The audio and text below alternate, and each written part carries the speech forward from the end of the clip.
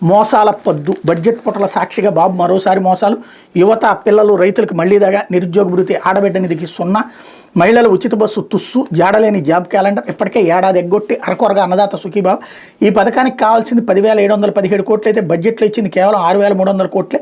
50 ఏళ్లకే pension దేవుడెరుగు. అవ్వాతాతల pension విషయంలో ఈ బడ్జెట్లో 5,000 కోట్లకు పైగా కోత, 3,000 కోట్లకు పైగా కోతలతో తల్లికి వందనం. మరోపక్క తొలిసారిగా 1,00,000 కోట్లకు పైగా అప్పులు.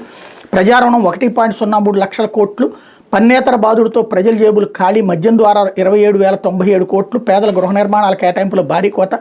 అభివృద్ధి సంక్షేమం తిరోగమనం అంటూ బాబు షూరిటీ అంటే చరిత్ర చూడని మోసాల గ్యారంటీ అని బడ్జెట్ పుటల సాక్షిగా మరోసారి రుజువయ్యే. ఎన్నికల్లో ఇచ్చిన హామీలని దాదాపుగా ఎగ్గొడుతూ ఇస్తున్న 1, 2 పథకాలకు కూడా కోతలు కత్తిరింపులు విధిస్తూ లక్షల మంది లబ్ధిదారులను తగ్గిస్తూ పిల్లల నుంచి అవ్వల దాకా అన్ని వర్గాలు మోసం చేస్తూ సూపర్ 6కి ఎగనామం పెడుతూ సీఎం చంద్రబాబు సర్కార్ శుక్రవారం అసెంబ్లీకి బడ్జెట్ సమర్పించింది.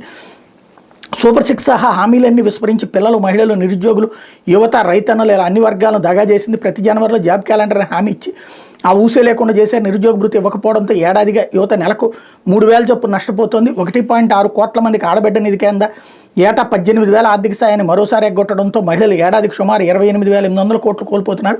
ఇక తల్లికి వందనం అంటూనే బడ్జెట్లో 3,000 కోట్లకు పైగా కోత పెట్టారు. అన్నదాత సుఖీబాబు అమలుకు కావాల్సింది 10,717 కోట్లు అయితే బడ్జెట్లో ఇచ్చింది కేవలం 6,300 కోట్లు. ఈ లెక్కన 22 లక్షల మందికి పైగా రైతులకి 4,417 కోట్ల పెట్టుబడి సాయానికి దూరం కాబోతున్నారు.